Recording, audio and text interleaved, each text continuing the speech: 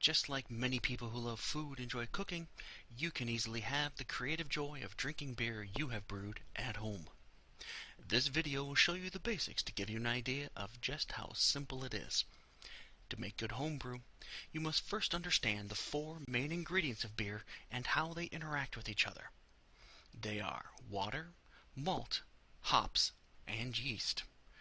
When it comes to water, most home brewers will opt for a refreshing spring water to avoid any funky chemicals that might affect the taste of the beer.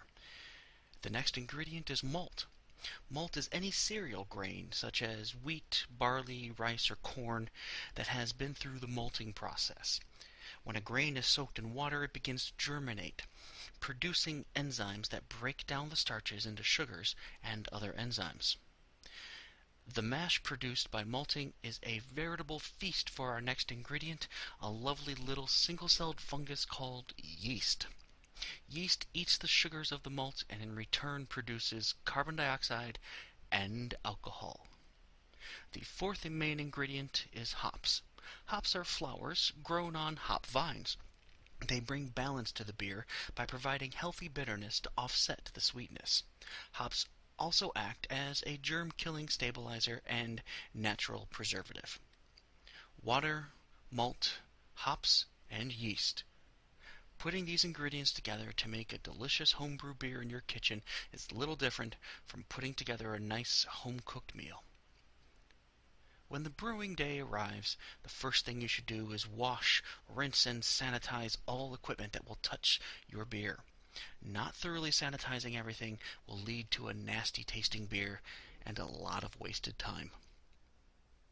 Now it's time for the mashing. This is what homebrewers call the malting process. Bring 1 gallon of good quality water to 160 degrees Fahrenheit in your brew pot. Pour this water into an insulated cooler and add your cracked grain. Put the lid on the cooler and let it steep for 60 minutes. At the end of the hour, strain and filter the water into a bucket. Rinse the filtered grain with hot water to extract every bit of goodness from it. This liquid is now called wort. Pour the wort into your brew pot, add your malt extract, and stir it well until it is completely dissolved. Place the pot on the burner and bring it to a boil. Boil for 1 hour, adding the hops or other ingredients at the proper times as the recipe dictates. At the end of your 1 hour of boiling, place the pot in a sink full of water to start cooling the wort. Fill your carboy with 2 gallons of near-freezing water, then strain the wort into the carboy, and once your beer temperature is below 80 degrees Fahrenheit, pitch your yeast. Then top off the carboy completely with cold water. Set up your carboy with a blow-off tube and airlock, then put everything in a cool, dark place so the yeast can do its job. The ideal temperature for most ales is 68 to 70 degrees. When the yeast has consumed all of the available food, fermentation will be complete. This will take about 10 to 21 days. When the fermentation is done, it is time to put your beer into bottles or kegs. Then it will take 1 to 6 weeks for your beer to be chilled and consumed, depending on your method of storage.